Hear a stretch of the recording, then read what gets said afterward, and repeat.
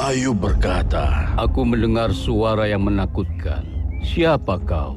Aku teman. Sebaliknya, kau orang yang paling dimurkai Allah. Inikah cara kamu menyambut aku? karena iblis adalah musuh manusia. Ia membenci dan marah dengan keadaan Ayub.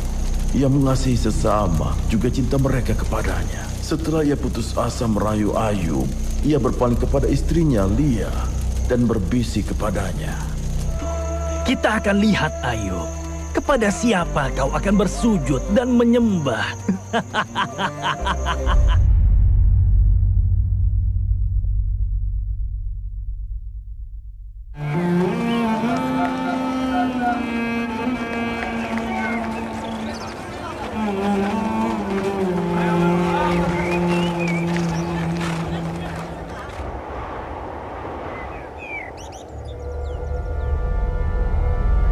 Salam hormat bagi raja. Ada apa, Imam Besar? Ada sesuatu yang ingin aku katakan kepadamu. Aku melihatmu menyampaikan masalahmu dan masalah bait suci di waktu yang salah. Bukankah begitu, Pak Menteri? Iya benar Tuan. Dan aku berharap ada sesuatu yang layak untuk diketahui oleh Tuanku. Masalah ini tidak terkait dengan kuil, Tuanku. Dan Pak Menteri, ini adalah urusan Dewa Utama. Lalu ada apa? Inilah yang terjadi di antara orang-orang di Hauran. Persingkatlah kata-katamu. Seorang pria, Tuanku, yang memiliki ladang, padang rumput, domba, dan ternak yang tidak terhitung jumlahnya. Lalu apa ruginya bagimu dengan itu? Orang-orang, Tuanku. Mereka datang kepadanya dan mengikuti kemanapun dia pergi. Dia melimpahkan berkat kepada mereka tanpa batas. Apa yang mendorongnya untuk melakukan itu? Apa dia tidak takut kehabisan hartanya? Itu semua pemborosan, bukankah begitu, Menteri? Iya Tuan, pemborosan dan berlebihan tidak diragukan lagi. Dan siapa orang ini? Mereka bilang namanya adalah Ayub. Ayub adalah seorang yang kaya raya. Dia memiliki ternak, budak, dan tanah yang sangat luas di tanah Hauran di negeri Syam. Dia adalah seorang yang jujur, soleh, dan penyayang. Beliau baik hati kepada orang-orang miskin, mengurus anak yatim dan juga janda, serta tamu-tamu terhormat. Beliau bersyukur atas nikmat Allah kepadanya dan memenuhi hak-hak Allah yang Maha Kuasa. Ayub berkata, Nahara, apa yang sedang kau lakukan, putriku? Aku sedang mengerjakan tugasku, Ayah. Biar aku isi ulang karungnya, karena gandumnya sudah habis. Salam, Ayah. Dari mana kalian, Humal? Dan kau, Bisor? Di mana saudaramu yang lain? Saat ini mereka mengawasi panen dan akan memakan waktu berhari-hari. Ayah, apa yang kau lakukan? Seperti yang kau lihat, aku membawa karung berisi gandum untuk dibagikan. Humal, Fisher, ikutlah dengan ayah dan bawakanlah untuknya. Apa karena aku sudah tua, putriku? Ayahmu masih kuat dan mampu bekerja. Dia tidak bersungguh-sungguh, Ayah. Ayah masih kuat, tidak diragukan lagi. Kenapa kau mengambil karung itu dariku? Karena kami ingin Ayah mempercayakan semua pekerjaan kepada kami. Kau tahu, aku ini suka bekerja.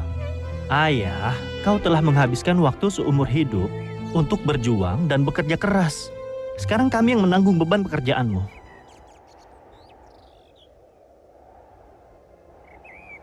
Salam sejahtera bagi Nabi Allah. Ayub berkata, Salam sejahtera bagimu, Hudaif. Syekh ini ingin bertemu denganmu. Baiklah, pergilah. Selamat datang, saudaraku.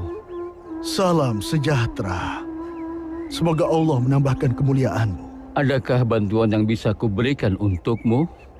Kau berikan pakaian dan makanan kepada yang membutuhkan. Dan seperti yang engkau lihat, aku sudah tua. Aku punya anak-anak yang lapar, yang menantikan untuk pertolonganmu. Kau akan dapatkan semua yang kau minta dan memenuhi kekuranganmu. Sekarang beristirahatlah. Sepertinya kau datang dari tempat yang cukup jauh. Maksudku bukan seperti itu. Aku berasal dari bangsa Hauran. Apa katamu? Hudaif, Humal, Bishr. Iya tuanku. Bagaimana mungkin Syekh ini dan anak-anak yang mengeluh kelaparan sementara gudang kita penuh makanan? Ini salahku, Tuan. Karena aku tidak menyampaikan kebutuhanku padamu. Kau tidak salah, saudaraku. Seharusnya aku tahu keadaanmu. Karena kesopanan mungkin mencegahmu untuk mengungkap kebutuhanmu. Harusnya aku yang datang membawa makanan dan mengetuk pintu rumahmu langsung. Tidak bergantung pada orang lain. Apa kau sudah mempersiapkan diri untuk menghadapi azab Allah? Apa kau tahan menghadapi api neraka? Lihatlah, saudaraku. Semua yang kau lihat di hadapanmu adalah untukmu dan orang-orang sepertimu di kota ini. Jadi kuharap kau mau memaafkan kami. Sekiranya aku tahu bahwa aku akan menyusahkan Rasul Allah, pasti aku tidak akan datang. Janganlah berkata begitu, saudaraku. Kami orang-orang yang lalai pada hak-hakmu. Lalu kedua putraku, Humal dan Bishr, akan ke rumahmu, membawa makanan dan pakaian yang kau butuhkan. Ya Allah, Ayub adalah penolong orang yang lemah. Maka jadilah penolong baginya. Semoga Allah melindungimu.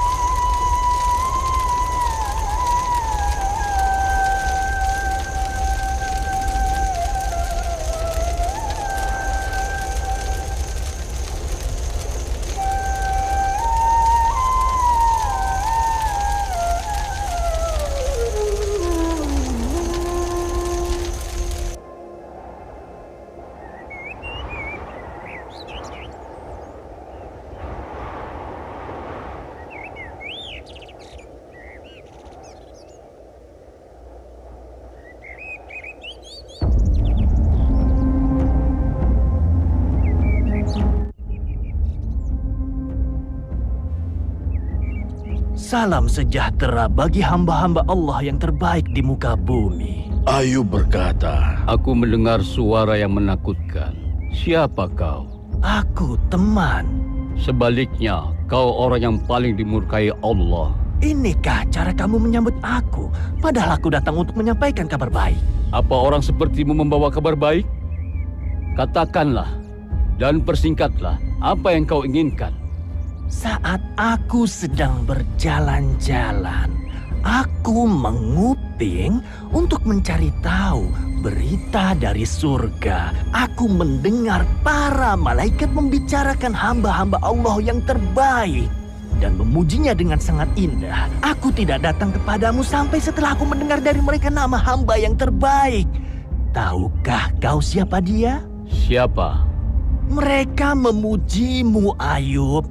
Jadi aku datang untuk membawa kabar baik kepadamu. Allah mengetahui keadaanku dan tahu bahwa Ayub bukanlah yang terbaik dari hamba-hambanya, melainkan yang paling berdosa. Bagaimana kau bisa berkata seperti itu? Pembicaraan para malaikat tentangmu memenuhi langit, bahwa engkau adalah hamba Allah yang terbaik dalam melakukan ibadah, ketakwaan, dan menolong orang yang membutuhkan. Lalu, apa yang mendorongmu untuk memberitahu aku mengenai yang kau dengar? Karena kau orang yang dengki dan iri hati, yang tidak menginginkan kebaikan bagi siapapun. Semoga Allah mengampunimu. Aku berkata dalam hati bahwa mungkin Ayub tidak tahu statusnya di hadapan Allah. Jadi, kenapa aku tidak menemuinya dan menyampaikan kabar baik ini kepadanya? Apakah dia akan sombong jika dia mengetahui itu? Tidak. Aku bersumpah padamu. Kau datang untuk menggoda aku, kau yang jahat. Bukan untuk memberi kabar baik, kau datang untuk menyampaikan obsesimu. Kau terkutuk dan keji, dengan rahmat Allah menjauhlah dariku. Mundurlah kau pembisik. Nabi Ayub alaihi salam adalah seorang keturunan dari Nabi Allah Ishak alaihissalam. Allah menjadikannya sebagai teladan bagi umat manusia dalam model seorang pria yang kepadanya Allah memberikan kenabian, uang, anak, dan kesehatan. Dan Allah mengujinya dengan ujian yang paling berat. Tapi dia bersabar dan tabah. Nama Ayub berasal dari kata al-aubah yang berarti kembali kepada Allah Subhanahu wa Ta'ala. Nabi Ayub alaihissalam selalu berdoa kepada Allah dengan zikir, syukur, dan kesabaran. Segala macam musibah menimpa Nabi Ayub alaihissalam, namun dia tetap sabar, tidak panik atau mengeluh.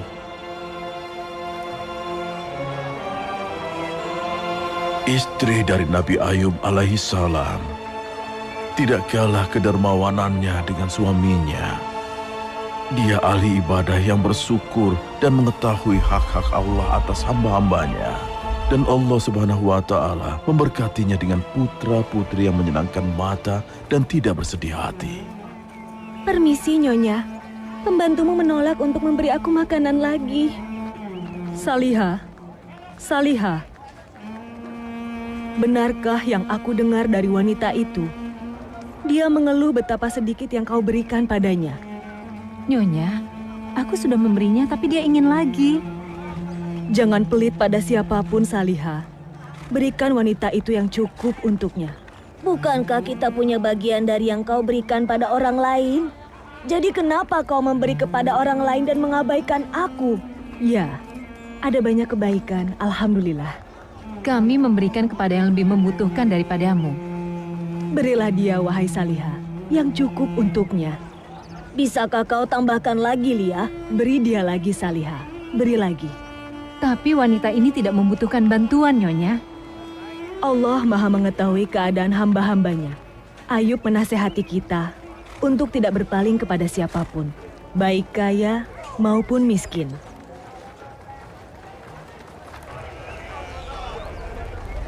Adakah di bumi ini yang seperti Ayub dan keluarganya itu? Ya, hartanya tidak terhitung jumlahnya. Dia memiliki tanah, ternak, dan domba yang tidak dapat dihitung dengan mata. Kenapa kita tidak mengikuti ajakannya dan berdoa kepada Allah, berharap bahwa kebaikan yang diberikan kepadanya akan diberikan kepada kita? Ada apa dengan kalian?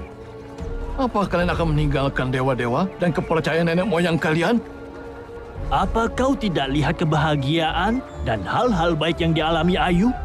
Dia melakukan ini demi reputasi semata dan juga kemunafikan. Tapi ia mengaku bahwa keadaan ini disebabkan dari ibadahnya. Allah telah menganugerahinya dengan uang dan anak-anak. Dia juga membelanjakan uangnya seperti orang yang tidak takut miskin. Dia membuat kalian percaya bahwa yang ada di dalam dirinya adalah karena seringnya dia bersujud dan juga beribadah. Tapi jika semua kebahagiaan dicabut darinya, hubungannya dengan Allah akan terputus dan dia akan berhenti bersujud dan beribadah. Apakah kalian semua tidak tahu uang yang dimiliki Ayub tidak akan pernah habis?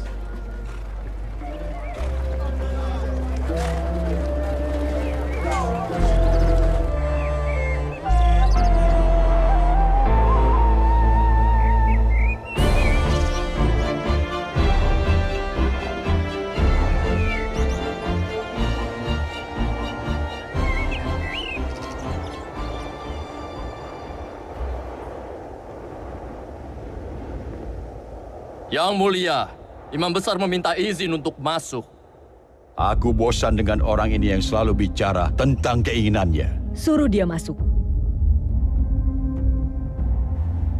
Yang mulia Tuan dan juga Nyonya. Ada apa, Imam Besar? Maaf tuanku, masalah ini sudah melampaui batas dan masalah dari orang ini serius. Orang mana yang kau maksud? Ayub, tuanku. Apa kau akan mengulang lagi pembicaraanmu tentang Ayub ini? Maaf Tuan, tapi ini sangat berbahaya menurutku. Tuanku, Pangeran Safir telah kembali. Benarkah anakku telah kembali? Selamat datang anakku sayang. Aku sangat merindukanmu, Ibu. Kali ini kau pergi lama sekali anakku. Ceritakan tentang perjalananmu. Apa saja yang kau lihat dan siapa yang kau temui? Biarkan dia beristirahat sejenak. Mungkin dia lelah dari perjalanan panjangnya. Aku akan menceritakan semuanya. Duduklah, Safir.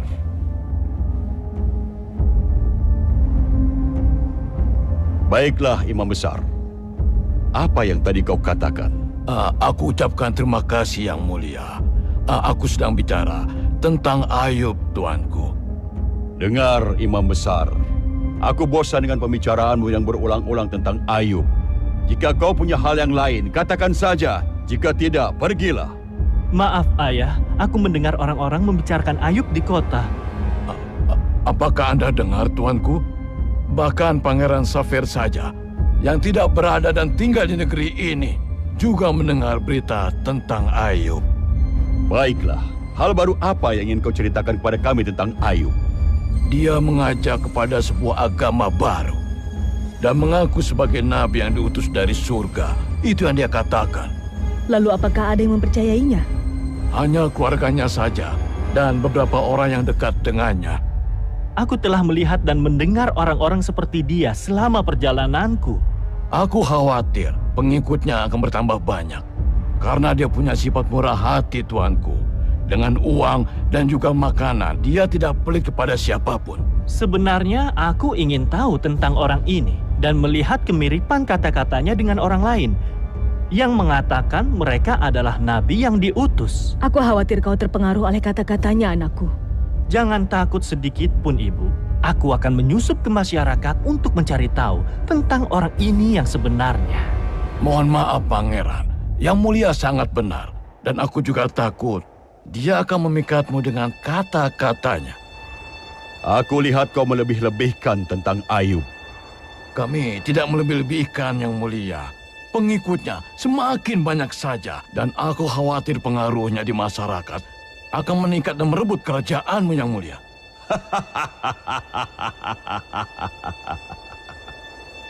Tuan, maksudku, Tuan, aku... Katakan sekali lagi, agar aku bisa memberimu hukuman yang berat. Maafkan aku, Tuan, dan kasihanilah aku. Itu hanya kesilapan lidah. Aku tidak tahu bagaimana cara mengucapkannya. Menyingkirlah dari hadapanku. Pergilah.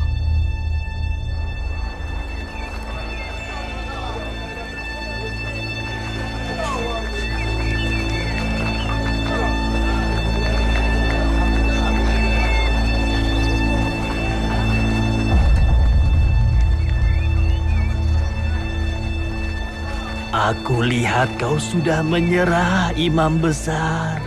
Semuanya akan masuk neraka. Dan kau membiarkan Ayub merampas kehormatan dan otoritasmu? Hampir saja aku kehilangan nyawaku karena dia. Apakah kau mau tunduk dan menyerah padanya, Imam Besar? Lalu, apa yang bisa aku lakukan sekarang?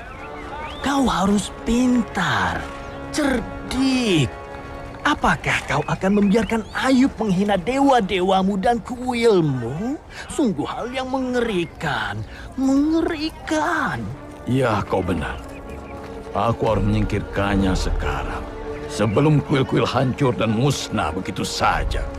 Temanku, apa akibatnya padamu? Tentu saja, aku bisa kehilangan segalanya. Kau akan mengemis di jalanan Hauran atau mendatangi Ayub untuk memohon kepadanya. Tidak, tidak. Itu tidak akan pernah terjadi. Negara ini tidak bisa menampung kita berdua, Ayub. Negara ini tidak bisa menampung kita berdua, Ayub. Negara ini tidak bisa menampung kita berdua, Ayub. Tidak bisa menampung kita.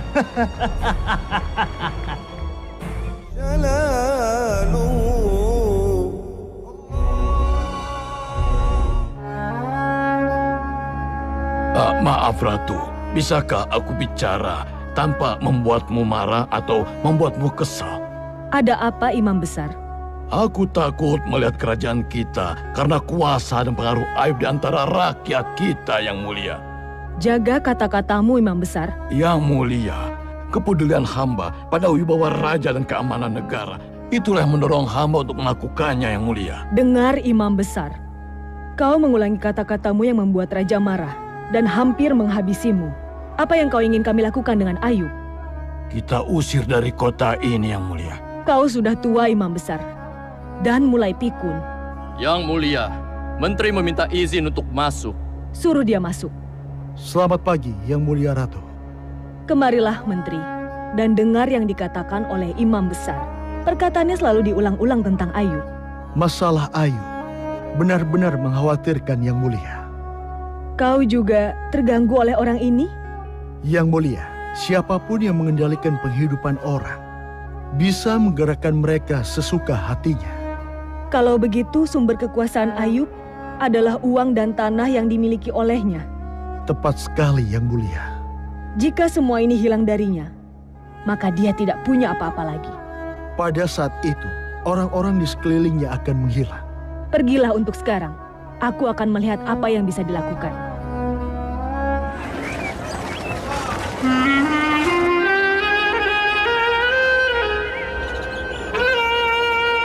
Ayub berkata, Ya Allah, segala nikmat yang diterima olehku atau siapapun dari ciptaanmu adalah hanya dari Engkau.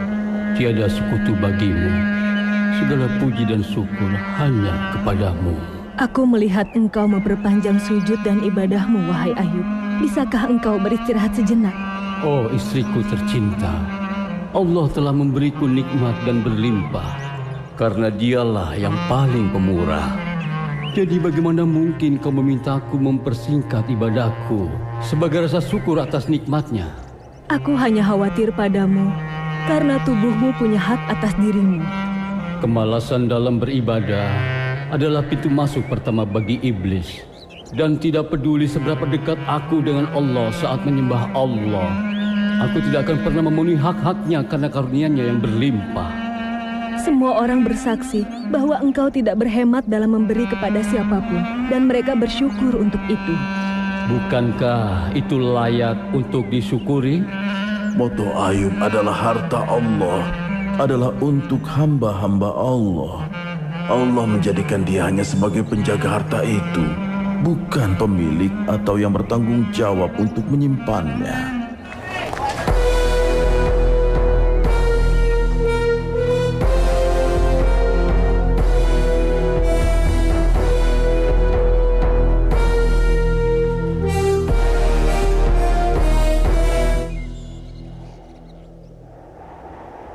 Menteri, jangan biarkan orang ini masuk lagi. Kau mengerti? Siapa yang Anda maksud, Tuan? Imam ini, ada apa denganmu? Maaf, baiklah Tuan. Apakah kau masih marah pada orang ini? Apa kau tidak mendengar apa yang dikatakan orang ini? Siapakah Ayub yang bisa melawan aku atas kerajaanku? Demi Tuhan, imam ini tidak waras. Dia sudah tua dan tidak tahu lagi apa yang dia katakan. Tapi apa? Apakah dia mempermainkan pikiranmu? Tidak Tuan. Yang ingin kukatakan adalah... Apa? Yang ingin kukatakan adalah, apa ruginya kita menyelidiki orang ini? Bukankah dia warga negara? Ya. Mari selidiki perkaranya dan lihat apakah yang dikatakan oleh imam besar itu benar atau hanya hayalan saja. Kau memintaku untuk meninggalkan urusan negara dan mengabdikan diri untuk mencari tahu kebenaran tentang orang ini? Jangan khawatir, dan biarkan aku yang menangani masalah ini. Baiklah, terserah kau saja.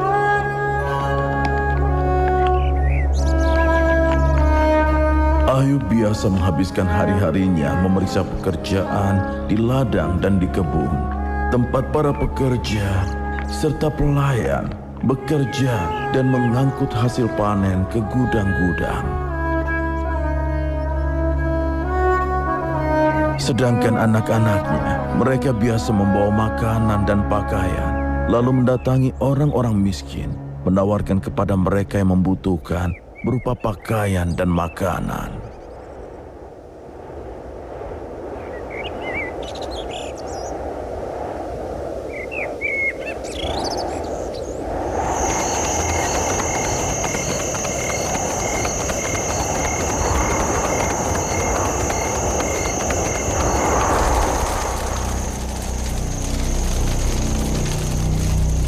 Karena iblis adalah musuh manusia, ia membenci dan marah dengan keadaan Ayub. Ia mengasihi sesama, juga cinta mereka kepadanya. Setelah ia putus asa merayu Ayub, ia berpaling kepada istrinya Lia dan berbisik kepadanya.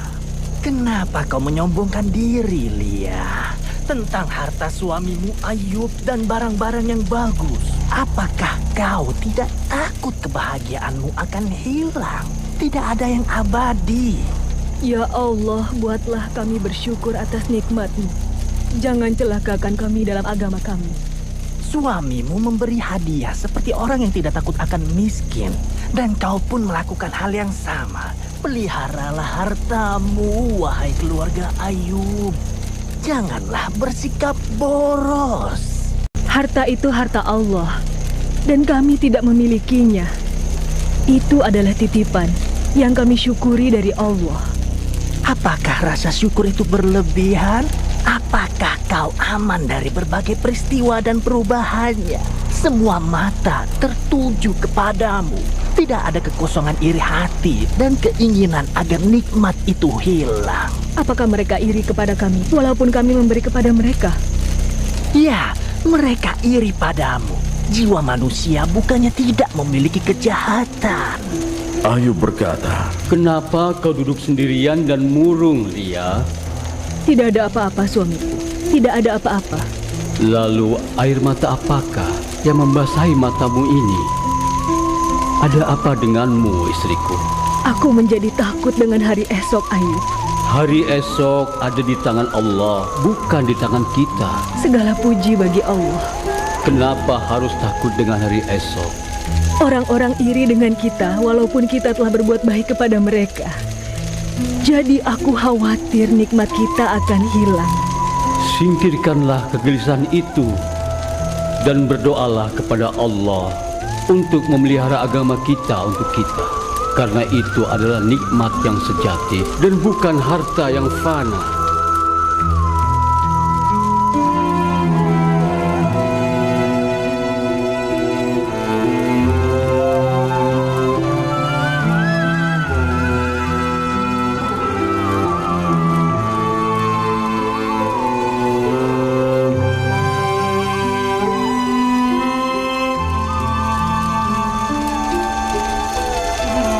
Ayub berkata, Aku berlindung kepadamu ya Allah, dari orang yang matanya mengawasi aku. Jika dia melihat sesuatu yang baik, dia menutupinya. Dan jika dia melihat sesuatu yang buruk, dia membicarakannya. Aku berlindung kepadamu ya Allah, dari hasutan dan bisikan iblis.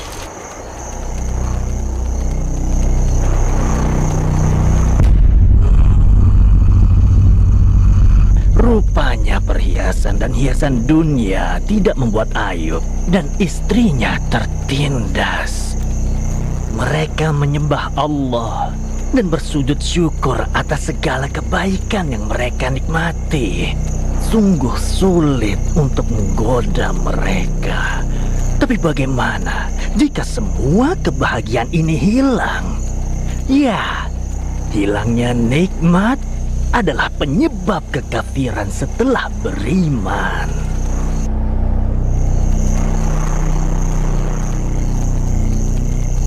Ya Allah, Engkau telah memberikan kepada Ayub yang tidak pernah terbenam padanya. Jika dia menghabiskan seluruh hidupnya dalam satu sujud, dia tidak akan memenuhi hak-Mu atas segala yang telah Engkau berikan kepadanya. Jika Engkau mengujinya dengan hartanya, maka dia akan celaka dalam hartanya, tanah dan ternak yang dimilikinya, dan Engkau berhak mengubah kondisinya. Ibadahnya akan berkurang, dan ketaatannya berkurang, dan kebajikannya hilang. Lalu jawaban datang kepada iblis dari Allah yang Maha Kuasa. Lakukanlah dengan pasukanmu apapun yang kau inginkan dengan uangnya. Kami telah jadikan itu mungkin bagimu, dan kau akan melihat ketulusan ibadah Ayub, hambaku yang soleh.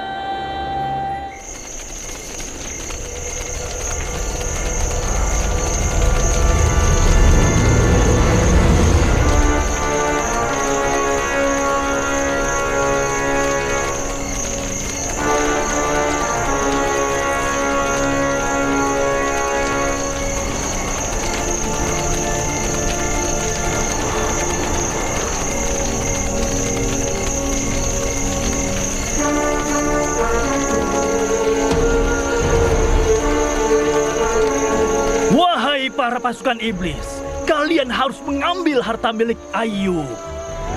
Sungguh, Tuan, ini adalah bencana yang mengerikan. Seperti yang kau katakan dan yang lainnya, cara apa yang kau punya untuk menyelesaikan tugas ini? Wahai Sultan Iblis, kau diberi begitu banyak kekuatan.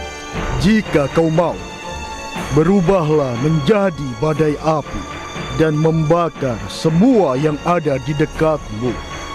Jadi apa yang kau tunggu? Cepat dan hancurkan semuanya. Unta-unta, domba-domba, dan ternak. Dan jangan sisakan satu pun dari mereka. Aku ingin melihat semua yang dimiliki Ayub menjadi abu yang berserakan hingga sisanya yang kering diterbangkan oleh angin. Sesuai perintahmu, Tuan. Lakukanlah kalau begitu. Kita akan lihat, Ayub, kepada siapa kau akan bersujud dan menyembah. Pergilah pasukan iblis dan bawakanlah aku kabar baik. Allah Subhanahu wa ta'ala yang Maha Kuasa akan selalu menguji hamba-hambanya dengan berbagai cobaan dan kesulitan yang mereka hadapi dalam hidup, untuk mendekatkan siapapun yang Dia kehendaki, untuk mengetahui orang yang jujur dan orang yang berdusta. Sesuai tingkat keimanan seseorang dan kedekatannya dengan Tuhannya, bencana akan datang. Oleh karena itu, para nabi termasuk orang-orang yang paling banyak ditimpa musibah, agar Allah mendekatkan mereka kepadanya. Namun dalam kisah Nabi Ayub alaihi salam, kita menemukan sebuah pelajaran dan nasihat.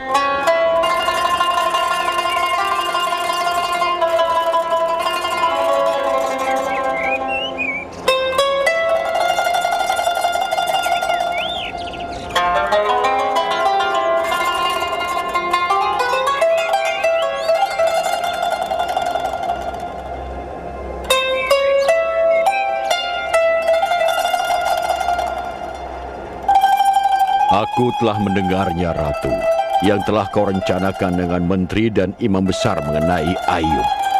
Kau sudah berjanji menyerahkan urusan Ayub padaku. Tindakan apapun dalam perkara apapun tanpa berkonsultasi denganku tidak bisa diterima dan mengurangi wibawaku. Wibawamu akan terlindungi, Tuhan. Tapi aku khawatir api akan menyebar menjadi kebakaran. Api apa atau kebakaran apa, Menteri? Orang ini tidak melakukan apa-apa untuk menyakiti kita. Apa yang dilakukan kepada orang-orang di kota ini? Dia memberikan kepada orang-orang segala kebaikan yang dia miliki. Apa maksud Anda, Tuan? Biarkan saja orang miskin datang ke sini dan mengambil semua makanan yang mereka butuhkan. Mereka datang ke istana? Bagaimana ini? Dengar, Menteri. Tetapkan 1 hari dalam seminggu bagi semua orang yang membutuhkan datang untuk mengambil apapun yang mereka inginkan. Apa kau mengerti? Mendengar dan patuh, Tuanku. Dan biarkan Pangeran Safer mengambil alih mengawasi masalah ini.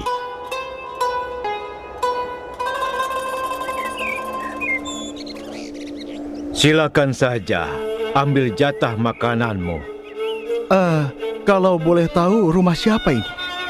Apakah kau orang asing di negara ini? Tak ada orang di kota ini yang tak mengenal rumah ini. Aku hanya orang yang lewat. Ini adalah rumah Tuan Ayub. Rumah sesederhana ini? Aku kira dia punya istana yang besar. Tuan Ayub menjalani kehidupan dengan kesederhanaan dan ketaatan, juga tidak terganggu oleh dunia dan berbagai keindahannya. Lalu tanah yang luas, ladang, ternak, dan domba-domba ini? Semua itu milik Nabi Allah Ayub. Nabi Allah? Apakah ada Tuhan lain selain dewa-dewa kita? Benar. Allah yang Maha Esa, Tuhan di atas segala Tuhan, dan tidak ada Tuhan selain Dia, pencipta alam semesta dan segala sesuatu. Bagaimana Tuanmu Ayub menemukan Dia? Wahyu datang kepadanya dari surga, yang mengajak manusia untuk menyembah Allah yang Esa. Aku mau bertemu dengan Ayub.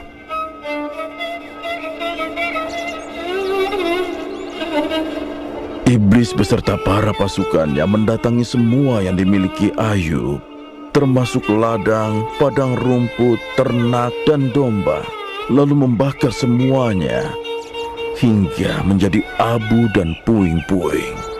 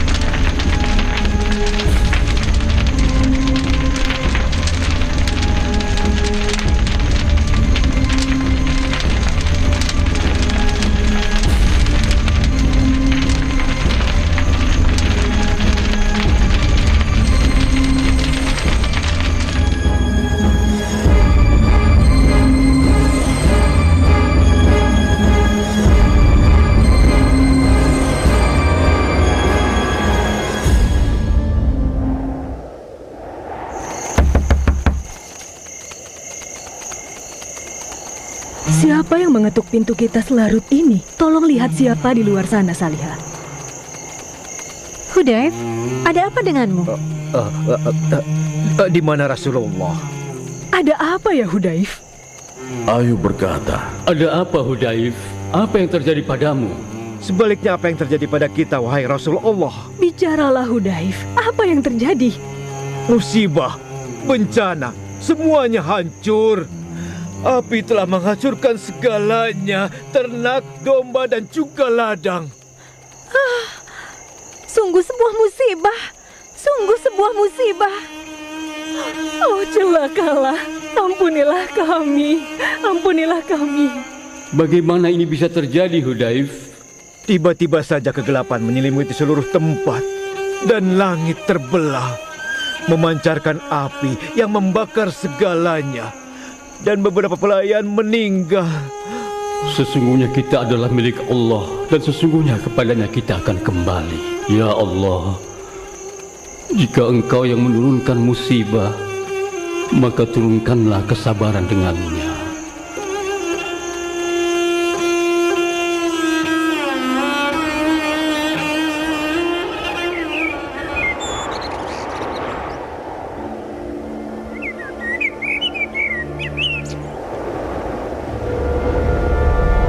Kau sudah melanggar perintahku untuk tidak menyerang Ayub dan merampas hartanya beserta semua miliknya.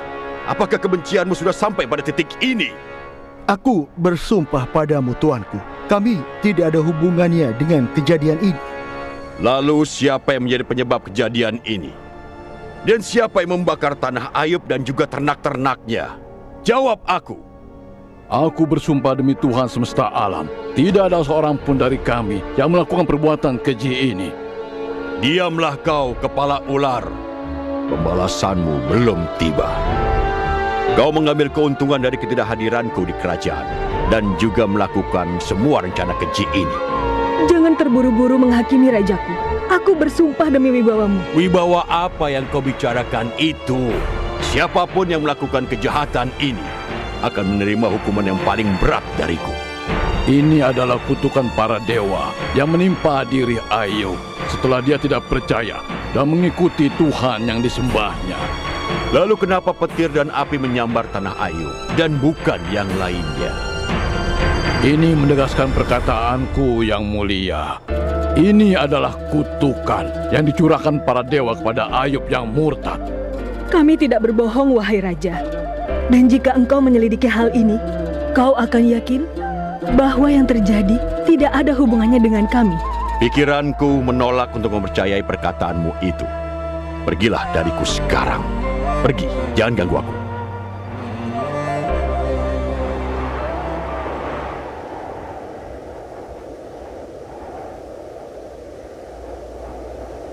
api menghancurkan semua yang dimiliki Ayub, menghancurkan segala yang telah dipeliharanya.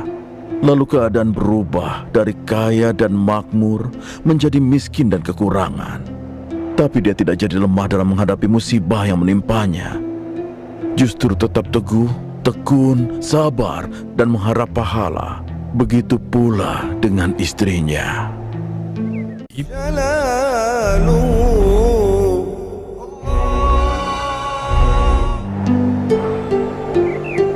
Apa yang Allah lakukan kepadamu, hamba Allah? Ayub berkata, Penggenap dari yang Dia kehendaki.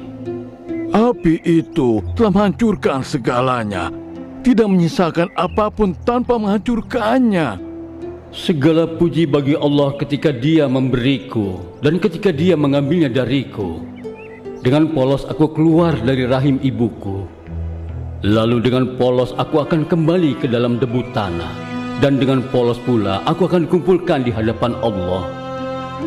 Janganlah kau merasa senang ketika Dia meminjamkanmu. Dan janganlah kau merasa kecewa ketika Dia mengambil pemberiannya darimu. Pernahkah kau melihat apakah Allah memberi pahala kepadamu atas doa-doa dan semua perbuatan baik yang selalu kau lakukan? Apa yang terjadi dengan hartamu? Apa yang terjadi denganmu? Diamlah, Syekh. Kau bicara dengan lidah iblis. Ini sangat disayangkan sekali. Dia bersujud dan dapat petunjuk, tapi aku menolak dan tersesat.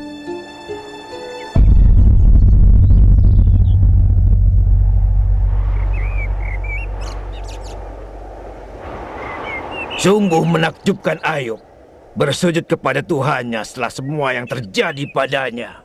Dia tidak menyembah apapun dan hanya berada dalam hayalan.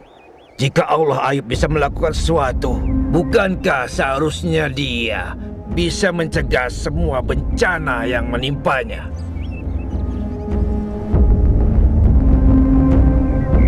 Kenapa kalian berdiri saja semuanya? Ayub tidak punya apa-apa lagi untuk diberikan kepada kalian. Ayub dan istrinya tidak menyisakan apapun untuk kita semua. Lalu sedekah macam apa yang kau maksud? Jika mereka menyombongkan diri dengan harta yang mereka miliki. Pergilah kalian semuanya. Keluarga Ayub tidak punya apa-apa lagi untuk diberikan pada kalian. Mari kita lihat apa yang akan terjadi pada dia, yang dulu pernah menyombongkan harta suaminya kepada kalian semua. Dan siapakah yang mengingkari kebaikannya? Wanita yang tidak tahu berterima kasih.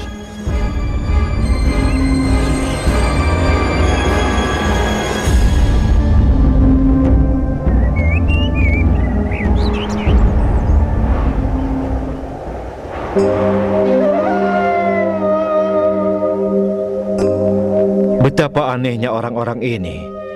Apakah mereka tidak melihat? Datang berduyun-duyun masuk ke dalam, seakan mereka tidak tahu bencana kemarin. Beri mereka dari persediaan rumah, Hudaif. Tapi Nyonya, ini hampir tidak cukup untuk kita. Patuhi saja perintah Nyonya Hudaif dan jangan membantah.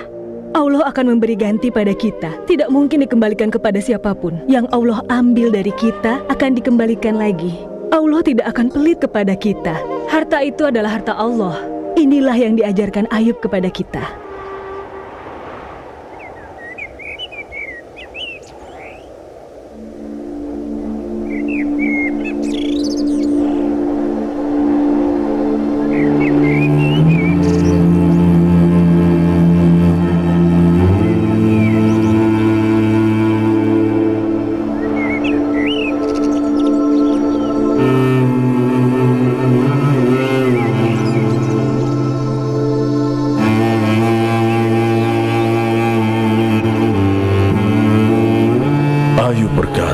Ada apa denganmu, anak muda yang baik?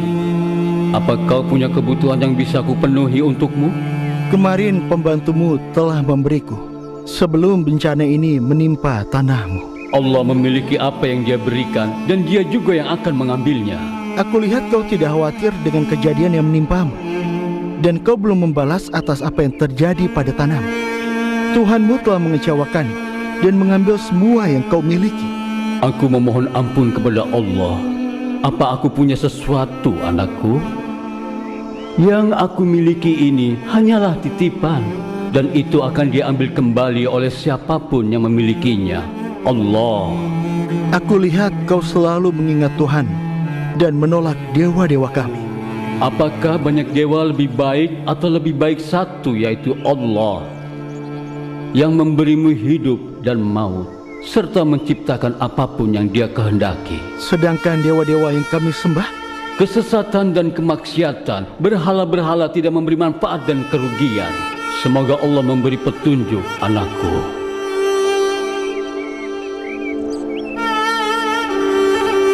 Iblis begitu murka dan sangat marah karena ketabahan juga kesabaran Ayub.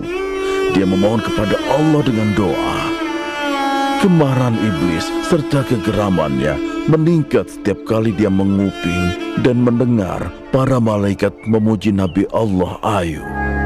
Ya Tuhan, jika Ayub tidak menghadapi musibah kecuali dengan kesabaran, maka itu tidak lain karena dia bergantung kepada anak-anak yang dimilikinya. Dia ingin menguatkan punggungnya dengan mereka dan menutupi hartanya dengan mereka.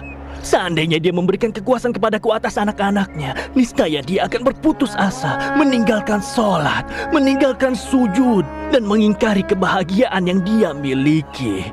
Berilah aku kekuasaan atas anak-anaknya.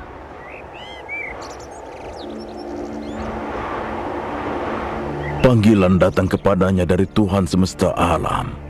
Akulah Allah yang maha mendengar lagi maha melihat, yang maha mengetahui hambaku yang soleh, Ayub. Ambillah kekuasaan atas anak-anaknya yang dia miliki dengan kudamu dan anak buahmu. Kemudian lakukan yang kau inginkan. Kau tidak akan menemukan apapun darinya kecuali kesabaran, kerendahan hati, dan kepatuhan.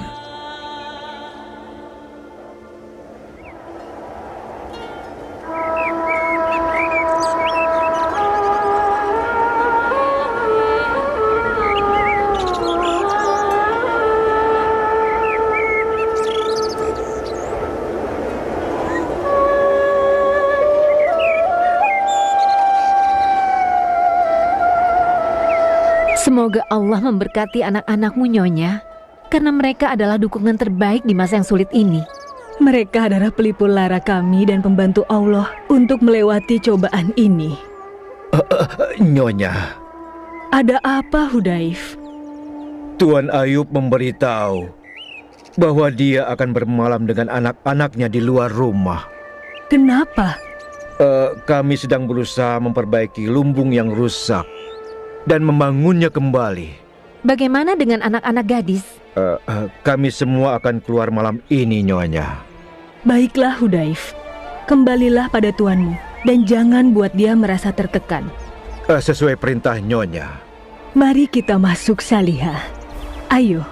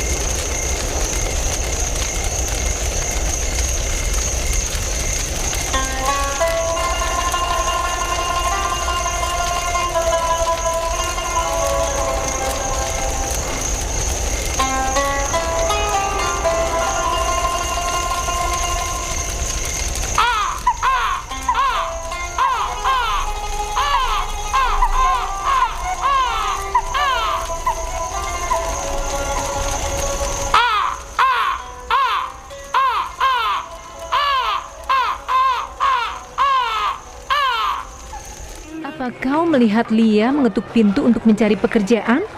Dan sekarang Ayub sudah tidak bisa bergerak lagi setelah dia terserang penyakit. Dan dialah yang merawat serta melayani Ayub selama ini. Mari kita pergi sebelum dia melihat kita. Sujudku kepada Allah tidak akan pernah berhenti berterima kasih. Sujud? Sujud? Apa kau masih bersujud? Kenapa? Kenapa? Ayub berkata, Apa yang terjadi? Ada apa denganmu, Lia? Sampai kapan Allah akan menghukummu, Ayub? Sampai kapan? Kesabaranmu sudah habis, Lia. Bukankah begitu?